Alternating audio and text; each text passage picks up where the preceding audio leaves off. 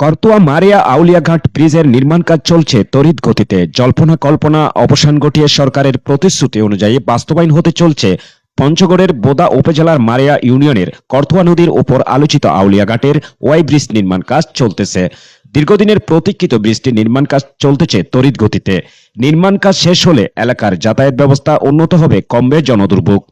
এখানে তো মনে করেন যে অনেক দুর্ভোগ, এই যে ব্রিজ না হওয়াতে অনেক যাতায়াতের সমস্যা, এখন নৌকায় পার হইতে হয়, অনেক ভোগান্তি। জি জি এখন ব্রিজটা হলে এলাকার লোক আসলে আমাদের আউলিয়াঘাটের ব্রিজটা এটা ব্রিজটা হলে আমাদের সাধারণ মানুষের জন্য অনেক উপকার হবে। যেমন আমাদের এখন বর্তমান অবস্থায় একটা মানুষের চরম ভোগান্তি।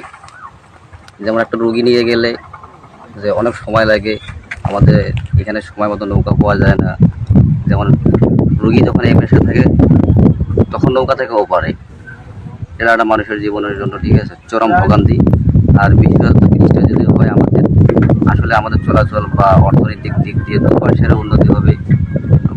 মানে এক কথায় সব মিলিয়ে আমাদের সাধারণ মানুষের জন্য খুবই উপকার। 2022 সালের 25 সেপ্টেম্বর শুভ মহালয়ের দিন আউলিয়াঘাটের শতাধিক হিন্দু পুরনাথীকে নিয়ে ডুবে যায় নৌকা। এতে প্রাণ হারান 72 জন। সেই ঘটনার পর আউলিয়াঘাটে সেতু নির্মাণ ঘোষণা দেন স্থানীয় সংসদ সদস্য ও সেই সময়ের রেলমন্ত্রী নুরুল ইসলাম সুজন।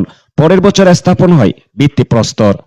স্বাধীনতার পর থেকে পঞ্চগড় জেলার এই এলাকার মানুষের যাতায়াতের একমাত্র বাহন নৌকা। দুর্ভোগ আর ঝুঁকি নিয়ে পার হচ্ছেন তারা। তবে আগামী 2 বছরের মধ্যে সেতু নির্মাণ কাজ শেষ হবে বলে আশা করছে এলজেডি নির্বাহী প্রকৌশলী। তিনি জানান 110 কোটি টাকা ব্যয়ে ওয়াই আকৃতির সেতুটি 25% কাজ শেষ হয়েছে। সেতুটি নির্মাণ কাজ শেষ হলে করতোয়া দুপাশের মানুষের দুর্ভোগ অনেকটাই কমে আসবে বলে আশা করছেন স্থানীয়রা।